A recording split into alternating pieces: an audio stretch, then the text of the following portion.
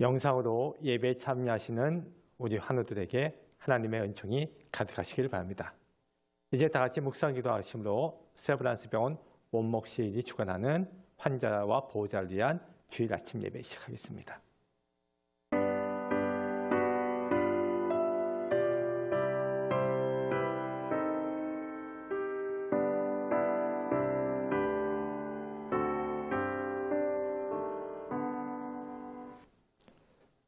찬송가 27장 찬양하시겠습니다.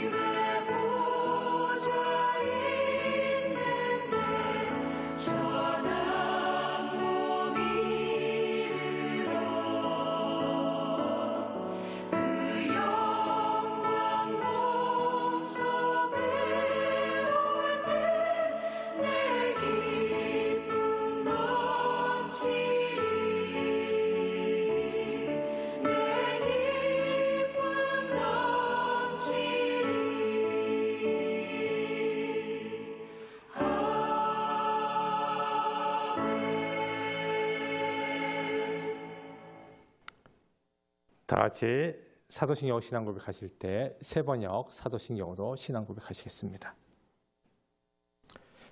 나는 전능하신 아버지 하나님 천지의 창조주를 믿습니다.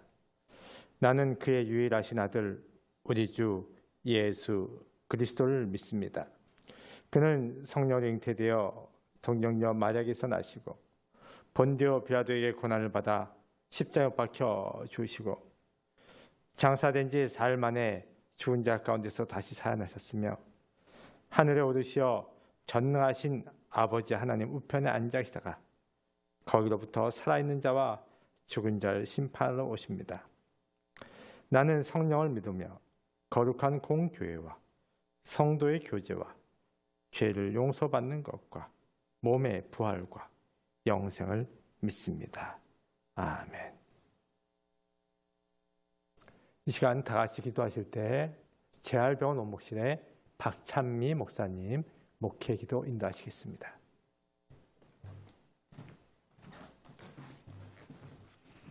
다 같이 기도하시겠습니다. 우리의 힘이요 능력이 되시는 우리 주 하나님, 이 주일 아침에 주님의 돌보시는 은혜와 사랑에 감사드립니다. 생명이 움트는 아름다운 봄의 절기를 주시고 또 오늘 이 시간 저희에게 주님 앞에 예배하는 중심을 허락하셔서 예배 자리에 나오게 하심도 감사드립니다. 이 시간 특별히 병중에서 주님을 예배하는 우리 세브란스의 환우들을 기억하여 주시옵소서. 또한 그들을 돌보는 가족들과 친지들, 모든 돌봄의 손길과 치료의 손길들에도 주님의 자비하심과 긍휼을 기도합니다. 질병으로 인하여 몸과 마음이 지친 주님의 자녀들에게 이 시간 하나님의 말씀을 통해 주님의 은혜를 내려주시옵소서. 회복시키시고 새롭게 하시는 하나님의 능력을 경험하는 시간이 되도록 주님 함께하여 주시옵소서. 이 시간 저희가 주님의 말씀을 듣고자 합니다. 우리에게 말씀을 전해주실 최영철 목사님께 주님의 성령이 함께하셔서 살아계신 하나님의 말씀을 온전히 선포하는 시간이 되게 하시며 말씀의 능력과 그 은혜가 우리 가운데 충만하기를 기도합니다. 이번 한 주간의 삶 가운데에서도 저희가 주님의 말씀을 묵상하고 주님과 동행하며 살아가는 한 주가 되게 하여 주시옵소서. 힘든 가운데에서도 주님을 의지하며 우리의 삶을 주님께 온전히 맡길 때 매일매일 주 안에 승리하는 하루가 되도록 주님께서 이끌어 주실 줄 믿습니다. 우리의 소망 되시고 길이 되시는 우리 주 예수 그리스도의 이름으로 기도드렸습니다. 아멘.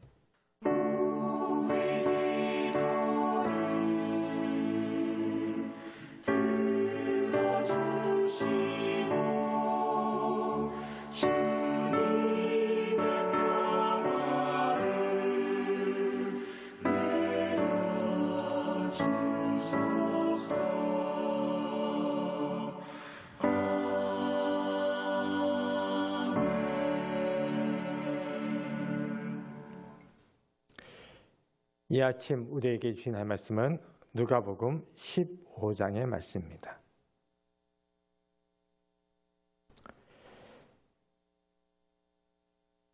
이에 스스로 돌이켜 이르되 내 아버지에게는 양식이 풍족한 품꾼이 얼마나 많은가. 나는 여기서 주저 죽는구나. 내가 일어나 아버지께 가서 이르기를 아버지, 내가 하늘과 아버지께 죄를 지었사오니 지금부터는 아버지의 아들이라 일컬음을 감당하지 못하겠나이다. 나를 품꾼의 하나로 보소서 하리라 하고 이에 일어나서 아버지께로 돌아가니라. 아직도 거리가 먼데 아버지가 그를 보고 측은히 여겨 달려가 목을 안고 입을 맞추니 이들이 이르되 아버지, 내가 하늘과 아버지께 죄를 지었사오니 지금부터는 아버지의 아들이라 일컬음을 감당하지 못하겠나이다 하나 아버지는 종들에게 이르되 제일 좋은 옷을 내어다가 입히고 손에 가락지를 끼우고 발에 신을 신기라. 그리고 살찐 송아지를 끌어다가 잡으라. 우리가 먹고 즐기자. 이 내 아들은 죽었다가 다시 살았으며 내가 잃었다가 다시 얻었노라 하니 그들이 즐거워하더라. 아멘. 찬송가 304장 찬양하시겠습니다.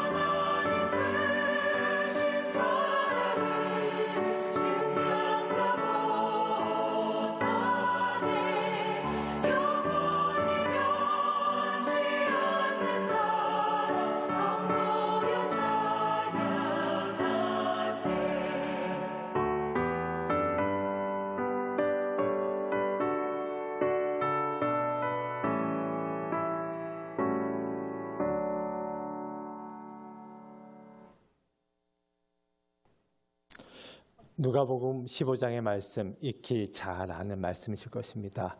두 아들이 있었습니다.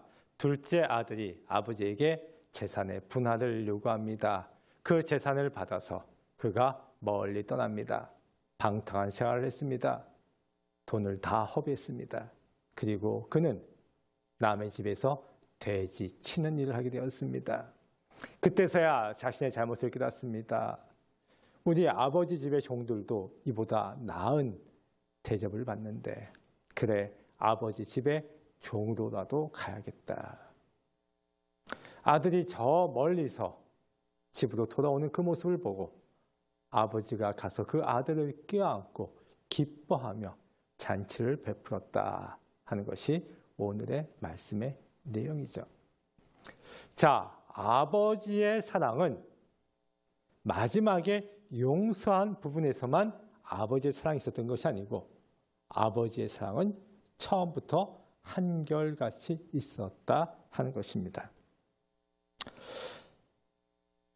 특별히 이 15장의 말씀은 전체적인 그러한 맥락이 다 아버지의 사랑, 이쪽에 초점이 낮춰져 있죠. 15장 3절에서 7절은 잃어버린 양에 대한 이야기가 나옵니다. 모든 양들을 한결같이 사랑하는 거기에 초점이 있습니다. 15장 8절에서 10절은 잃어버린 은전에 대한 이야기가 있습니다. 은전을 찾은 자의 기쁨이 그 안에 있죠.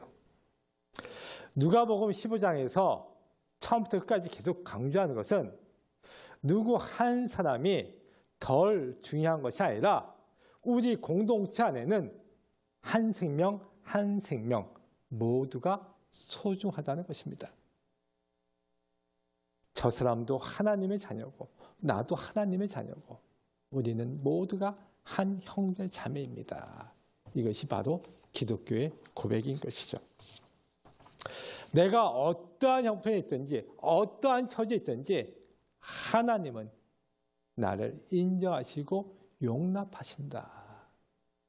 그것을 믿고 소망 가운데 이겨내는 우리 환우와 보호자들 다 되시길 바랍니다. 자, 아버지의 사랑은 처음부터 끝까지 한결같다고 했습니다. 유대 민족 관습법에 의하면 아버지가, 그러니까 부모가 자식들에게 살아생전에 재산을 물려주는 법은 관습적으로 없다고 합니다. 우리나라도 최근에 이제 그런 문제들이 많이 발생하는데, 부모님이 이제 살아계실 때 자녀들에게 미리 재산 상속을 했고, 그러면서 자녀에게 뭐 부모님을 잘 모셔라, 뭐 이런 뭐 약속을 받거나 그랬는데, 이 자녀들이 돈만 꿀꺽하고 재산 상속만 꿀꺽하고 그 다음에 부모님을 잘 돌보지 않는, 그래서 부모님이 그 유산 반환 소송 뭐 이런 것들을 하는 것들이 종종 그 기사로 볼 수가 있죠. 이스라엘 사람들은 얼마나 그 돈에 밝았는지 이러한 것을 관습적으로 차단을 했습니다. 그런데 이 아버지는 그 관습법을 뛰어넘어서 이 아들에게 재산을 넘겨주었습니다. 예수님 시대에도 예수님께서는 관습법을 뛰어넘으셨습니다. 어떤 관습법을 뛰어넘었습니까? 간음한 여인이 붙잡혀왔습니다. 이 여인이 간음했습니다. 돌로 쳐 죽이는 거 마땅하죠. 그러나 예수님은 그렇게 하지 않으셨습니다. 뭐라 대답하셨습니까? 죄 없는 자가 돌로 치라. 이 여인을 용서하시고 용납하셨습니다. 그 당시에 관습법을 뛰어넘는 것이었습니다. 그녀에게 다시는 죄 짓지 말라라는 충고 정도만 하셨죠. 죄 자체를 용납하신 게 아닙니다. 불쌍한 한 사람을 용납하시고 용서한 것이죠. 기독교의 사랑은 저 사람이 사랑받을 만한 가치가 있기 때문에 사랑한다가 아닙니다. 모든 사람은 사랑받을 만한 가치가 있다는 것입니다. 그가 몸이 불편하든 가난하든 천한 신분이든 관계없이 그에게도 임하고 대의 하나님의 형상이 있기 때문에 그는 존중받을 가치가 있다는 것이죠. 그 하나님의 사랑, 그것이 오늘 아버지의 사랑으로 표현되어 있죠. 그 하나님의 사랑을 체험할 수 있기를 바랍니다. 자, 자기 몫을 상속받은 아들 멀리 떠났습니다. 그리고 허랑방탕한 생활을 했습니다. 그런 정신 상태로 잘 될 리가 없죠. 아버지를 떠날 때부터 자기 나름대로의 계획이 있었을 것입니다. 그러나 그것은 선한 계획이 아니었죠. 어떤 사람들은 나는 하나님 없이도 잘 살 수 있어 라고 착각하는지 모르겠습니다. 그러나 하나님을 떠난 삶은 결국은 신앙의 입장에서 보면 참된 삶의 모습이 아닌 것이죠. 오늘 본문의 이 아들은 아버지를 떠난 순간 허랑방탕했고 어떻게 됐습니까? 가장 천한 신분으로 떨어졌습니다. 종중에서도 돼지치는 그러한 종의 역할을 하게 되었습니다. 이스라엘 백성들이 가장 싫어하는 것이 바로 돼지죠. 그런데 돼지치는 그러한 일을 하게 되었습니다. 돼지와 부대껴야 됩니다. 돼지 먹는 것조차도 싫어하는 사람들이 돼지와 함께 생활해야 됩니다. 얼마나 비참한 삶입니까? 아버지를 떠난 아들의 상태는 그저 그런 상태가 아닙니다.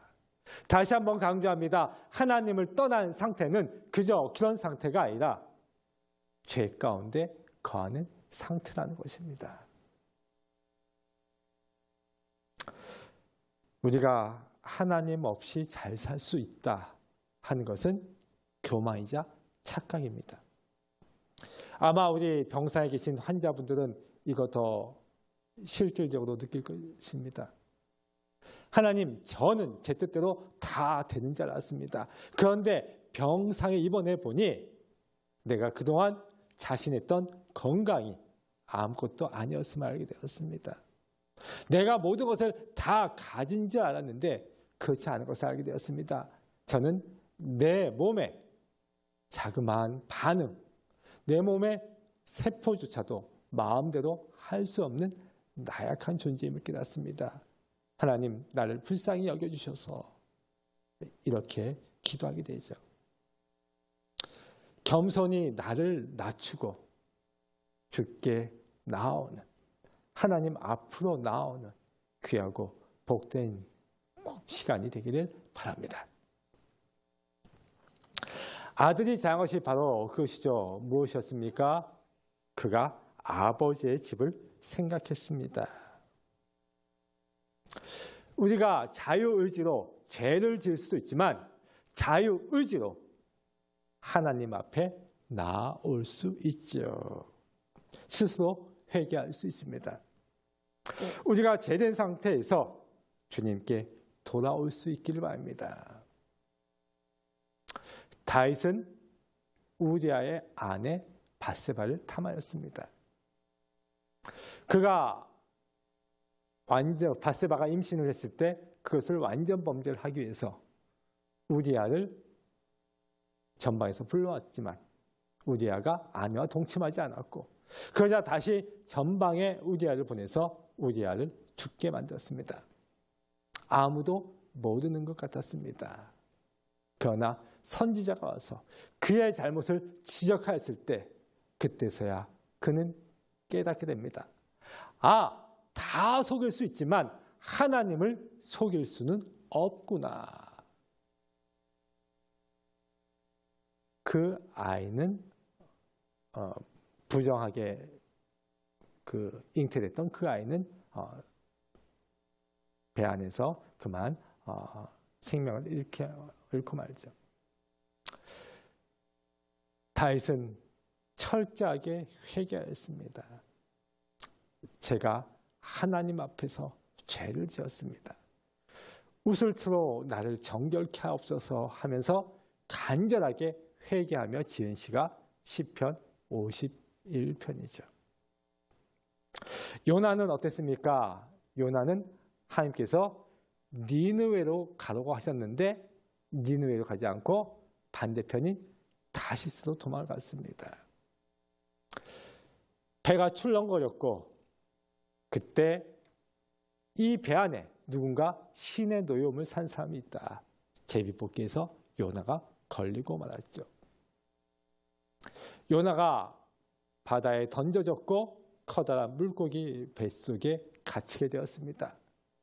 그때 요나는 3일간 간절하게 주께 매달리며 기도했습니다. 하나님, 나를 용서하여 주옵소서. 하나님께서 그를 용서하셨습니다. 물고기 뱃속에서 살리셨고 물고기가 그를 토해냈습니다. 병상의 기간이 하나님께 돌아오는 기회가 되기를 바랍니다. 아들이 집으로 돌아옵니다. 아들은 어떤 마음으로 왔습니까? 내가 아버지 집에 종으로만 쓰임을 받아도 좋겠다. 근데 아버지는 그 아들을 보자마자 달려가서 껴안습니다. 그리고 그 아들을 종으로 받아들이는 것이 아니고 아들로 받아들였죠.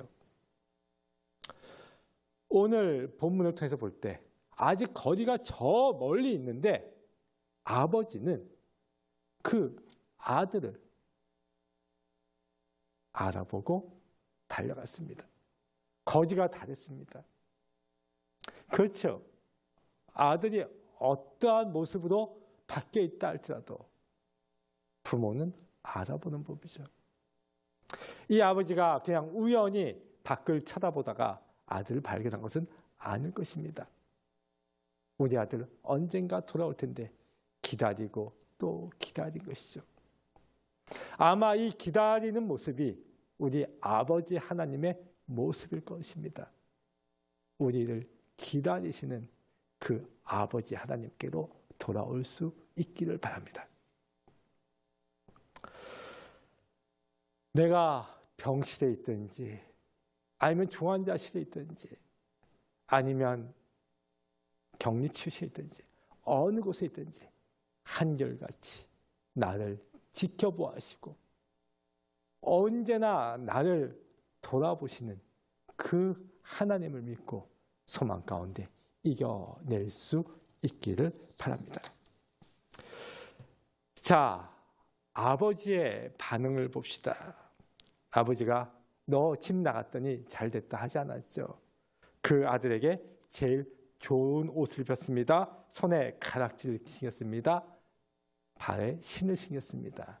그리고 살찐 송아지를 잡아다가 큰 잔치를 베풀었습니다. 왜 잔치를 베풀었습니까? 내 아들이 죽었다가 다시 살아났다. 기쁨도 있고 또 한편으로는 주변 사람들에게 내 아들 종 아니거든. 내 아들, 내가 다시 아들로 받아들인 거거든. 이렇게 선포하는 의미도 있는 것이죠. 아버지에게 아들은 소중했습니다. 그렇게 그 아들을 용서하고 용납하고 그것을 선포한 것입니다. 자, 오늘의 말씀을 정리하고자 합니다. 내가 주의 뜻대로 살지 못했습니까?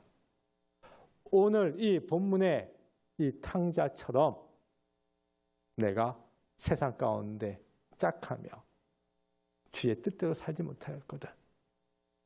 주님 앞에 겸손히 무릎을 꿇으시기 바랍니다. 지금 이 기회야말로 내가 진정으로 하나님께 나아갈 수 있는 기회임을 깨달으시기 바랍니다.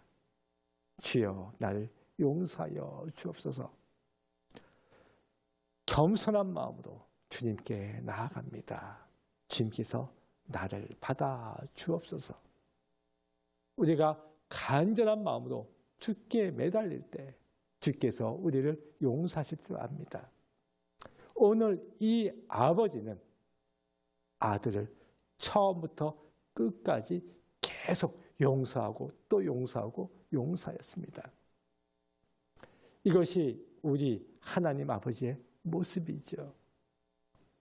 나를 용서하고 또 용서하고 또 용서하시는 그 하나님 앞에 나올 수 있길 바랍니다. 주님, 저 부족합니다. 잘못도 많이 했습니다. 그러나 그럼에도 불구하고 여호와 하나님이 나의 구원자이심을 믿습니다. 내가 병사에서 치료받는 그 모든 과정 속에 하나님께서 함께 하셔야만 온전하여질 줄 믿습니다. 라고 우리가 고백할 때 그 고백 가운데 사랑으로 임재하시는 하나님을 발견할 수 있기를 바랍니다. 주님과 동행하며 이번 한 주간도 희망 가운데 이겨내는 귀하고 복된 한 주간 되시기를 간절히 축원합니다. 아멘. 기도하겠습니다.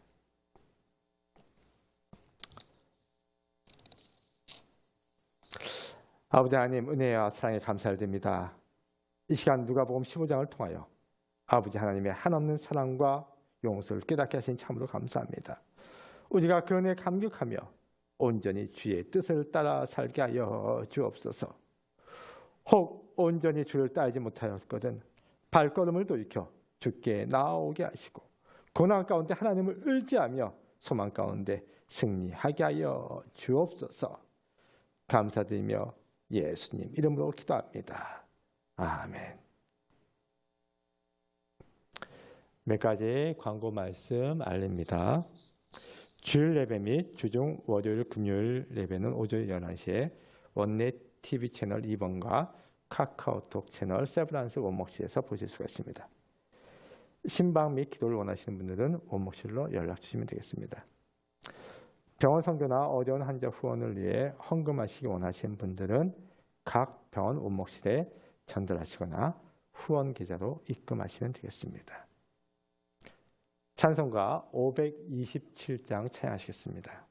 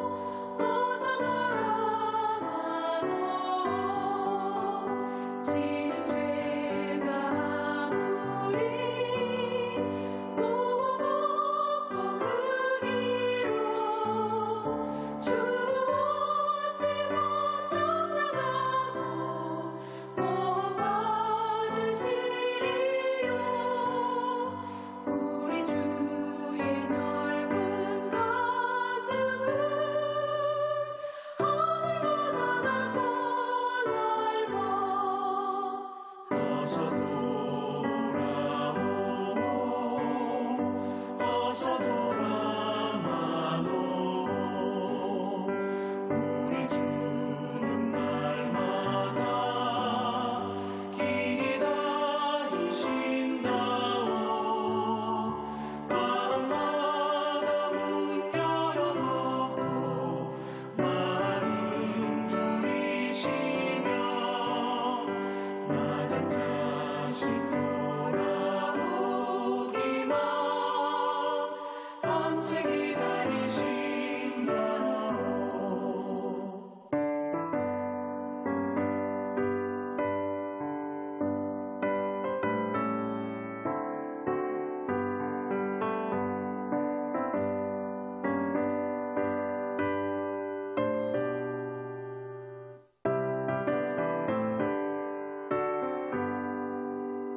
어서 돌아오고 어서 돌아와도 채찍 맞아 아파도 주님의 손으로 때리시고 어루만져 위로해 주시는 우리 주의 넓은 품으로 어서 돌아오소서.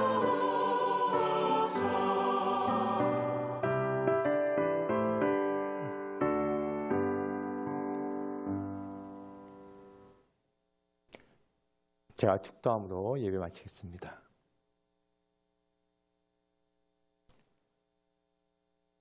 우리 주 예수 그리스도의 크신 은혜와 아버지 하나님의 한량없인 사랑과 성령의 감화 감동 역사 이루하심이 하나님의 사랑을 느끼며 그 사랑으로 소망 가운데 승리하기 원하는 우리 하나들과 그 가정이에, 또한 사랑으로 치료하고 돌보기 원하는 세브란스 병원이에 지금부터 영원토록 함께 하시길 간절히 축원하옵나이다.